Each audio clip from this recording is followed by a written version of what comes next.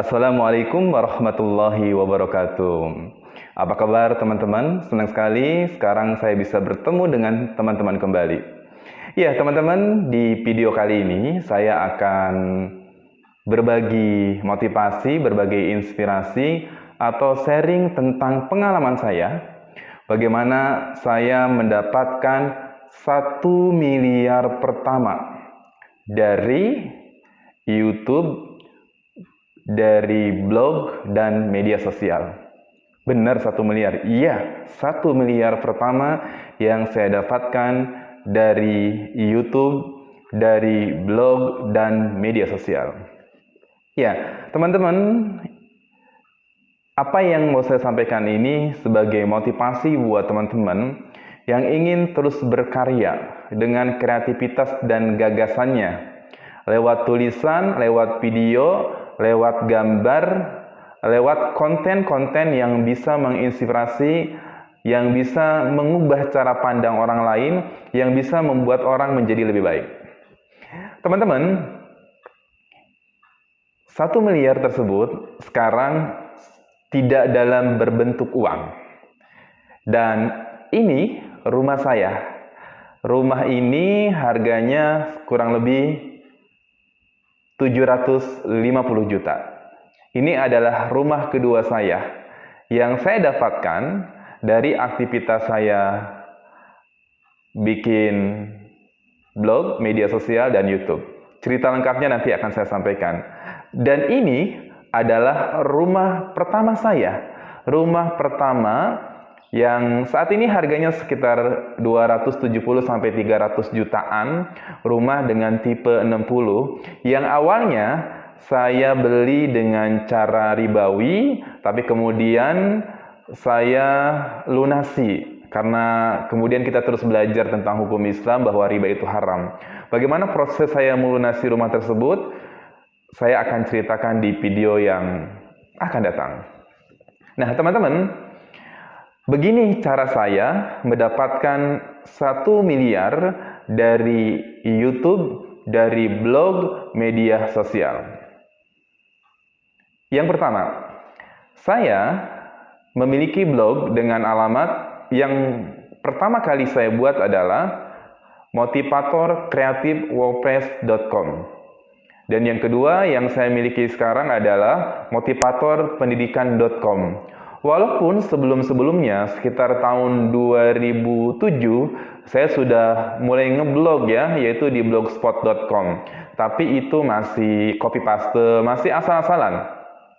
Lalu apa yang saya lakukan di blog saya, di dua blog ini, yaitu di motivatorkreatifwordpress.com dan di motivatorpendidikan.com.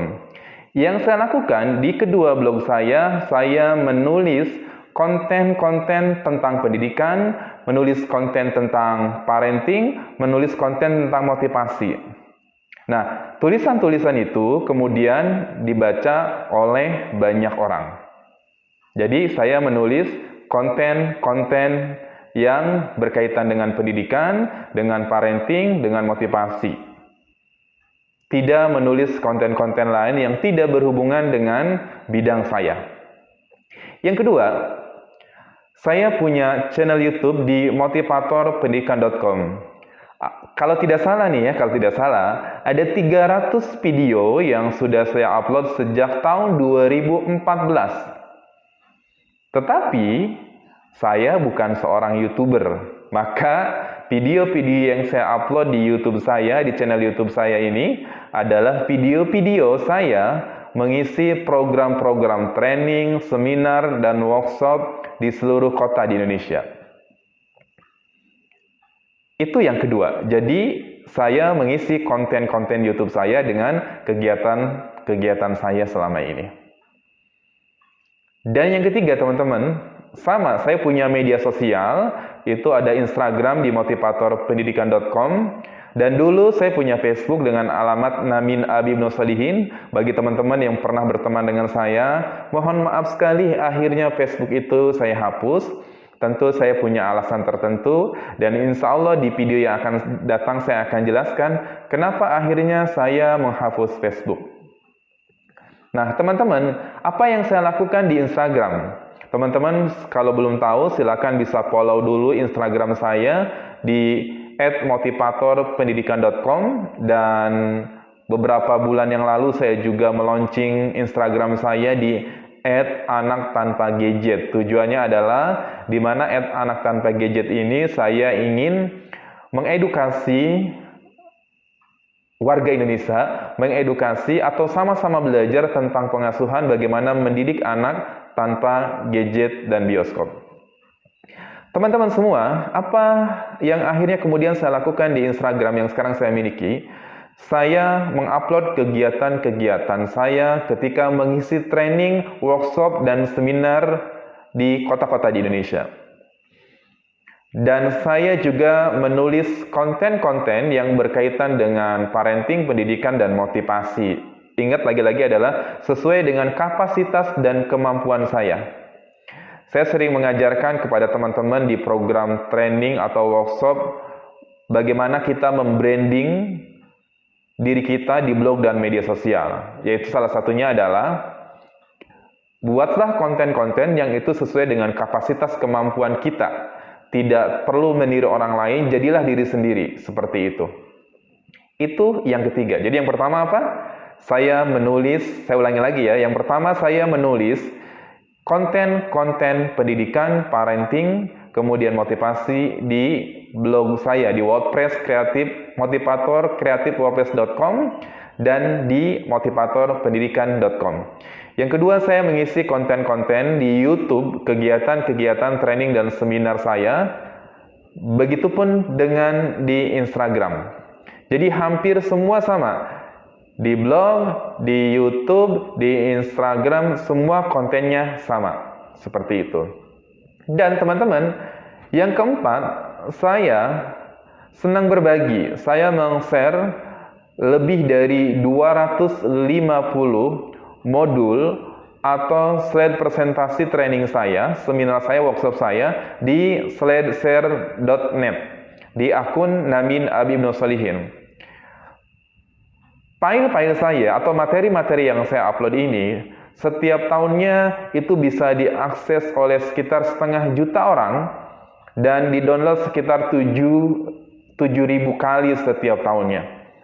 Dan saya bagikan itu secara gratis kepada siapapun yang mau. Jadi bagi teman-teman yang belum tahu apa itu slideshare.net, silahkan di searching di Google, kemudian cari akun saya Namin Abi Ibnu Shalihin.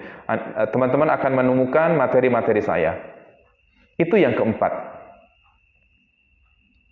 Lalu bagaimana caranya saya mendapatkan uangnya? Teman-teman, saya ingin katakan bahwa saya tidak mendapatkan uang dari blognya, saya tidak mendapatkan uang 1 miliar itu dari YouTube-nya, saya tidak mendapatkan uang 1 miliar itu dari media sosialnya, saya tidak mendapatkan uang 1 miliar itu yang sekarang sudah jadi 2 rumah dan 2 motor saya. Ini motornya, motor NMAX dan Honda Beat, hasil dari kerja keras saya. Dan sekarang saya ingin kasih tahu bagaimana saya mendapatkan 1 miliar itu, bahkan lebih dari 1 miliar. Kenapa? Karena saya bisa menikmati keliling Indonesia dengan berbagai jenis pesawat, nginep di hotel, dari hotel biasa sampai hotel bintang 5, saya bisa menikmati jalan-jalan gratis. Dan semua itu teman-teman ingin saya katakan adalah penyebabnya, risalahnya itu karena saya nulis konten di blog, di media sosial dan di YouTube. Tentu saya yakin bahwa semua apa yang saya dapatkan hari ini adalah atas ketentuan yang Allah berikan. Jadi kita nggak boleh sombong teman-teman. Kalau hari ini kita dapat rezeki, kalau hari ini kita sudah hidup mapan, yakinlah bahwa apa yang kita peroleh ini semua dari Allah Subhanahu wa Ta'ala. Nah, lalu apa rahasianya? Kalau saya tidak dapat uang 1 miliar dari YouTube, dari blog, dari media sosial. Iya teman-teman, rahasianya adalah dengan menulis konten-konten tersebut, akhirnya ketika orang searching di Google materi-materi training atau artikel-artikel tentang pendidikan, artikel motivasi, artikel tentang parenting, akhirnya masuklah kemudian di blog saya atau di website saya di motivatorpendidikan.com. Kalau tidak percaya, teman-teman silakan searching seperti ini. Motivator Pendidikan di Google. Cari ya, ketik Motivator Pendidikan. Maka teman-teman akan bertemu dengan channel YouTube saya. Di sana ada dengan website saya atau blog saya di urutan pertama di halaman Google. Maka dengan seperti itu akhirnya orang memanggil saya. Karena mereka tahu bahwa saya adalah expert di bidang ini. Ingat, di bidang pendidikan. Jadi saya hanya mengisi seminar pendidikan, workshop pendidikan, training pendidikan, parenting, dan motivasi. Yang lain-lain tentang bisnis, tentang agama, itu bukan kapasitas saya. Sekali lagi, itu bukan kapasitas saya. Nah, teman-teman sudah tahu kan rahasia. Jadi, dari blog inilah kemudian orang tahu tentang tulisan saya, tahu portofolio kegiatan saya, tahu tentang konten-konten yang saya buat, tahu apa kapasitas saya menyampaikan apa dan sebagainya. Dan dengan seperti itu, akhirnya banyak lembaga pendidikan yang mengundang saya untuk mengisi program-program, seminar, training, dan workshop. Terutama lembaga pendidikan, NGO, kemudian yayasan, kemudian teman-teman di BEM, aktivis kampus, kemudian juga teman-teman di komunitas, dan tentu juga adalah biasanya ibu-ibu majelis taklim untuk program-program seminar parenting. Dan YouTube bagi saya adalah sebagai portofolio. Karena biasanya orang kalau mau mengundang saya, mereka akan searching, siapa sih Namin Abi Ibnu Sholihin ini, siapa motivator pendidikan ini, maka mereka akan searching di YouTube dan akan melihat portofolio kegiatan saya mengisi training, seminar, dan workshop. Dengan seperti itu, akhirnya orang akan semakin yakin ketika mengundang saya.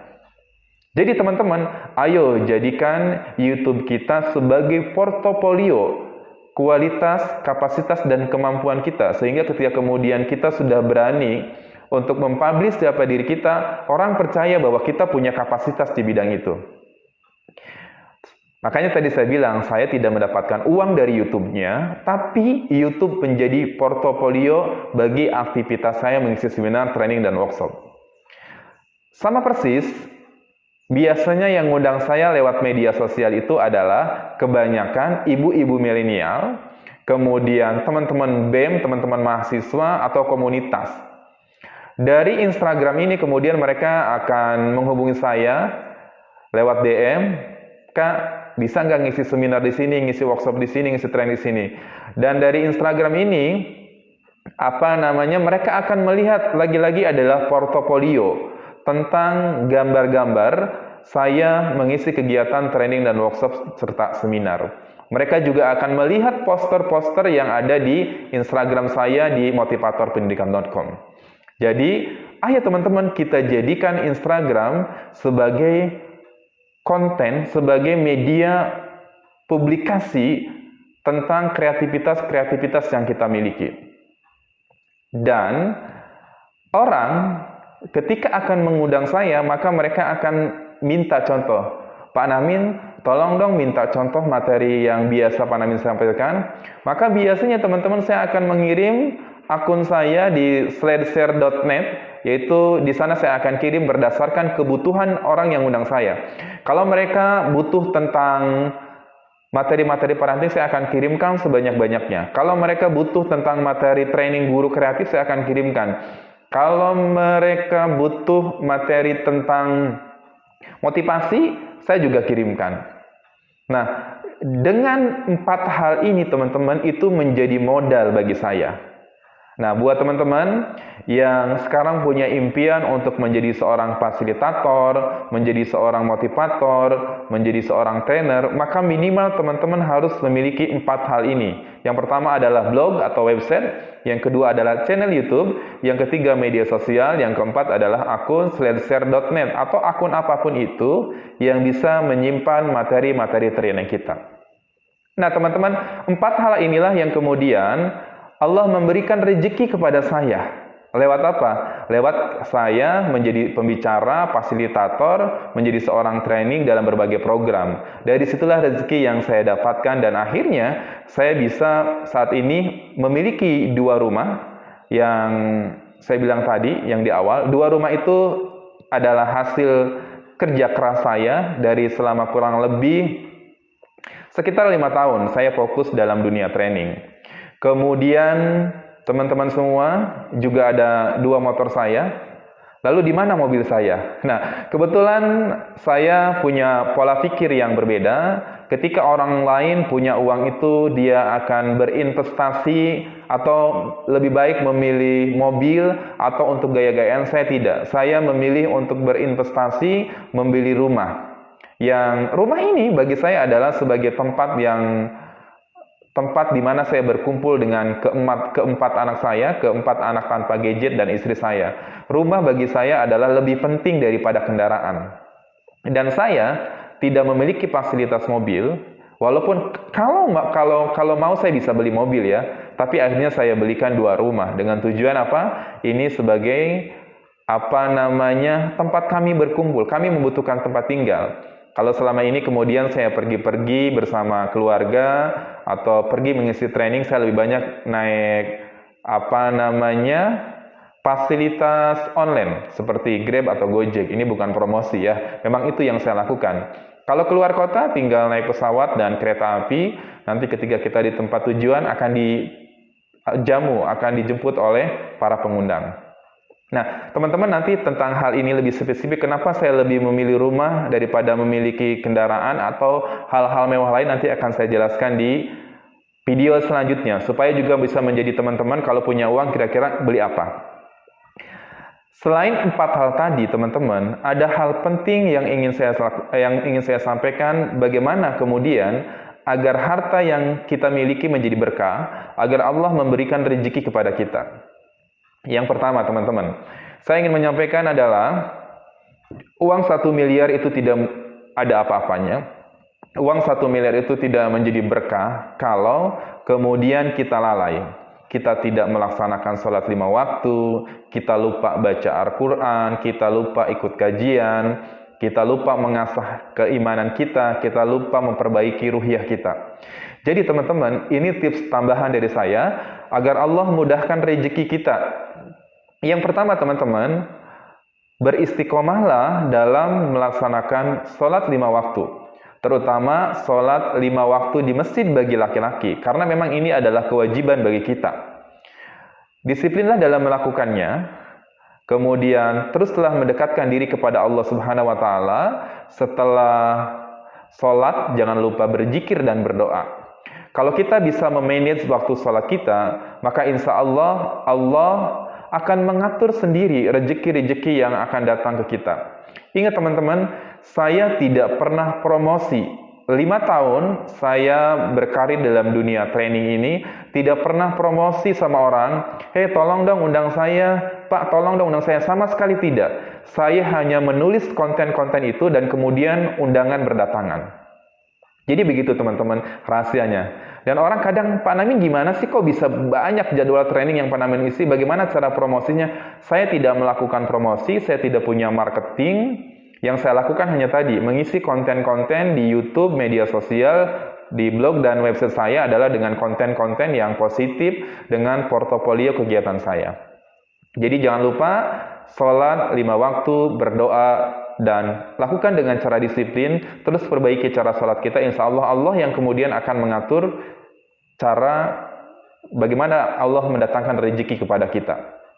Yang kedua, teman-teman, selain sholat adalah tentu kita harus menjauhi diri kita dari berbagai kemaksiatan. Apalagi era digital ini, kemaksiatan begitu dekat dengan kita. Bisa diakses lewat handphone. Di situ ada kemaksiatan begitu luar biasa. Ada pornografi. Kemudian ada hal-hal yang aneh yang lain. Tinggalkan itu semua. Karena kemaksiatan yang dilakukan hanya akan mempersulit rezeki kita datang. Ya.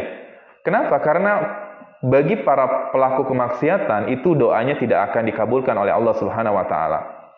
Saya selalu berdoa sama Allah Subhanahu wa Ta'ala, ya Allah, berikanlah program-program training, seminar, dan workshop yang saya isi ini adalah yang jauh dari kemaksiatan, yang di sana tidak ada dosa, yang di sana tidak ada riba.